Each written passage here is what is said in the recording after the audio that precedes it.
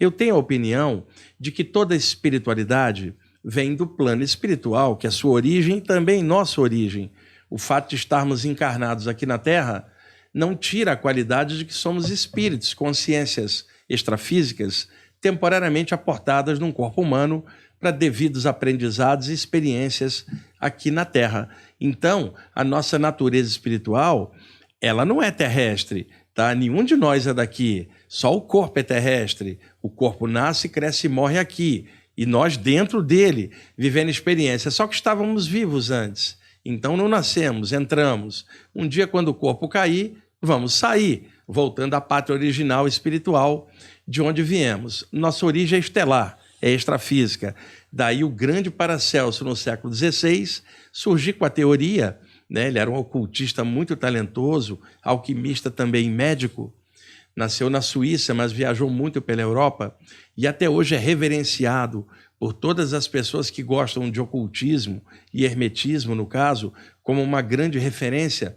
O Paracelso tinha a teoria de que aquilo que nasce na Terra é terrestre, tem sua origem e fim na Terra, mas aquilo que não é terrestre veio do astral. A palavra astral do latim é astrum, estelar ou estrelado, significando, na visão do Paracelso, não somente o espaço sideral material, mas toda a interpenetração do mundo espiritual no espaço sideral. Para ele, a palavra astral era vasta, não era só as estrelas no sentido material, mas também as estrelas num sentido outros planos. E o Paracelso tinha uma teoria muito legal de que o espírito puro, num plano celeste, não tem forma alguma.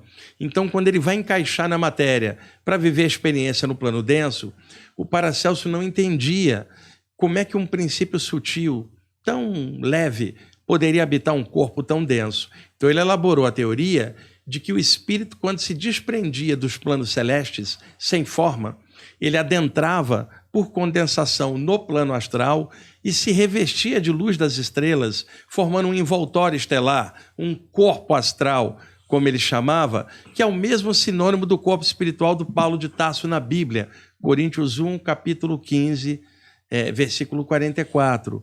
Também o nome perispírito, com Allan Kardec, já no século XIX, ou o nome psicossoma, com André Luiz, no século XX, ou como os ocultistas chamam também, corpo de luz, ou astrosoma.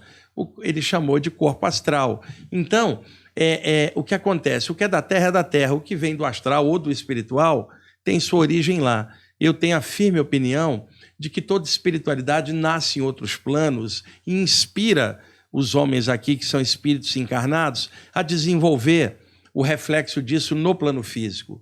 Nem preciso falar para vocês do axioma hermético contido na tábua de esmeralda do Hermes Trismegisto.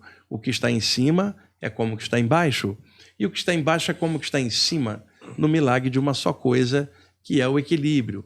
E assim, todas as coisas vieram do Uno e retornarão ao Uno, que é a base de tudo. Então, nesse sentido, voltando aqui ao aspecto da Índia e do hinduísmo, que a gente vai dar sequência, espiritualmente, a espiritualidade vai projetar o foco de inspiração naquela cultura ou civilização que tiver no ápice no momento e tiver abertura para ancorar na Terra aqueles valores. Então, eu sempre achei que a espiritualidade ela não era egípcia, tá? Localizada ali na cabeça da África, o Egito. Não. A espiritualidade é espiritual. E este foco de inspiração um dia esteve sobre a civilização egípcia que tinha condições de ancorar aquilo de forma saudável. O tempo passa, a civilização egípcia se esboroa e hoje o Egito é muçulmano. A velha Índia, um dia o foco da espiritualidade esteve sobre as terras quentes do Ganges.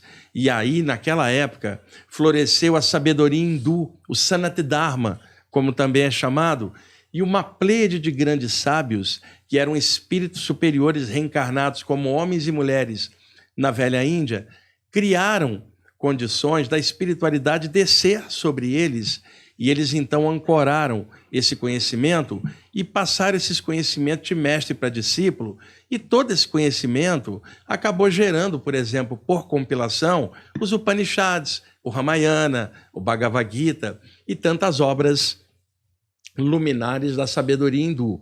E por correlação na China também, na época do Lao Tse, tipo 600 antes de Cristo, né? Lao Tse, Chuang Tzu, Li Tzu e tal, uma pleiade de grandes sábios ancorava conhecimentos espirituais dentro da vibe taoísta chinesa, nos mosteiros no alto das montanhas, daí gerando toda uma sabedoria perene que até hoje a gente admira. Então, o que eu estou querendo dizer para vocês? A espiritualidade não era egípcia, não era chinesa, não era hindu, ela era espiritual, mas ela se abria por sobre aquela cultura que estivesse aberta naquele momento para ancorar aquilo.